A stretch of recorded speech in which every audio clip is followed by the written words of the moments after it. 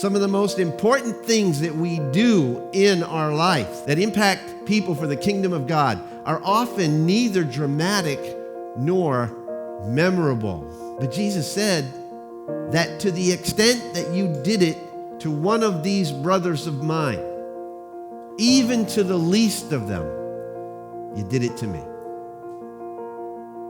We tend to forget or discount the little things that we do, but Jesus never forgets them. And he does not disregard them.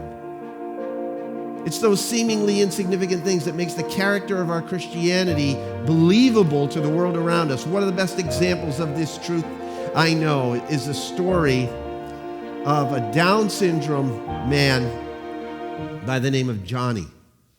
And this story is worth repeating. I love this story. Johnny worked at a grocery store.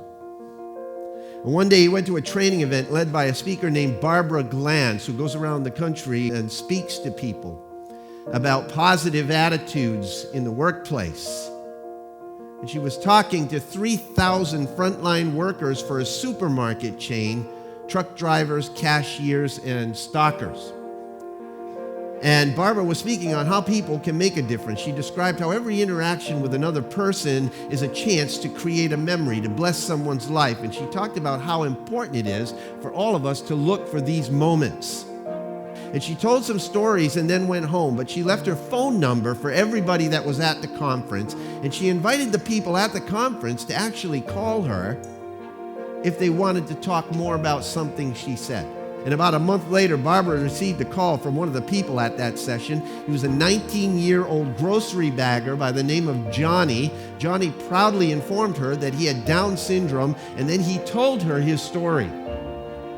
He said, "Barbara, I liked what you talked about, but I didn't think I could do anything special for our customers. After all, I'm just a grocery bagger." And then he had an idea. He decided that every night when he came home from work, he would find a thought for the day, and he decided that he would pass these out for the next shift. And so it would be something positive, some reminder of how good it was to be alive, or how much people matter, or how many gifts we're surrounded by every day. If he couldn't find one, he would make one up.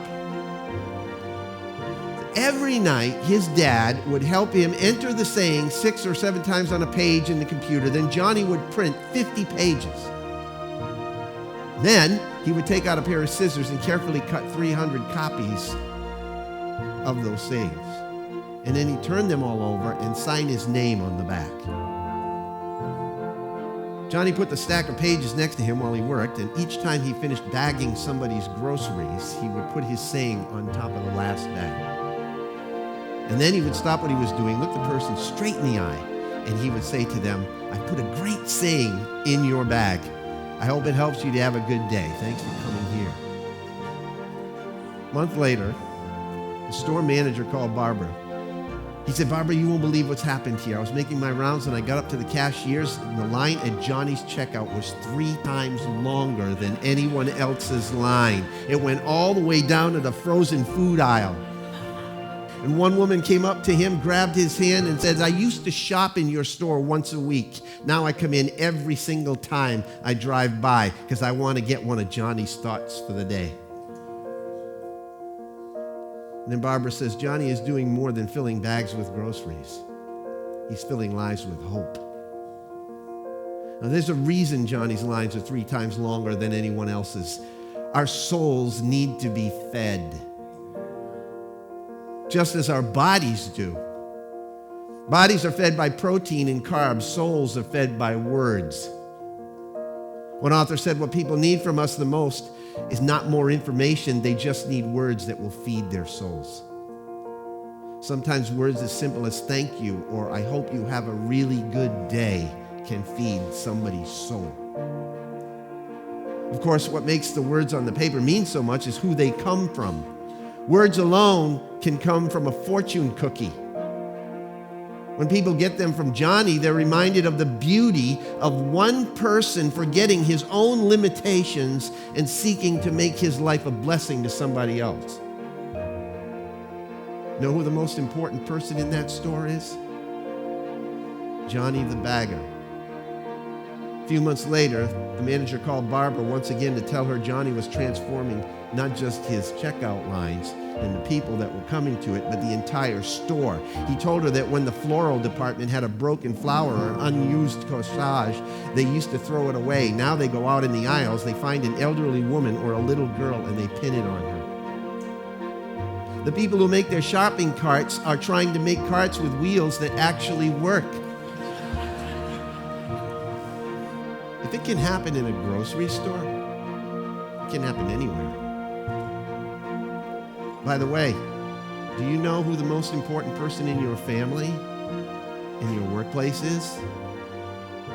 You. When you're blessing somebody else. You can be like Johnny. See, what Johnny does isn't flashy. It's not slick. It's not overly complicated. It's not strategically calculated. He's just a bagger of groceries expressing his heart of love, leaving his signature on people's lives. You can do that. In fact, that's kind of what being a real Christian is all about, isn't it? We're just lovers of Jesus, expressing our heart, leaving his signature on people. When on earth did we forget that? When did we forget that? Maybe if we remembered that, we'd recover our passion for the gospel. Luke says, treat others the same way that you would want them to treat you.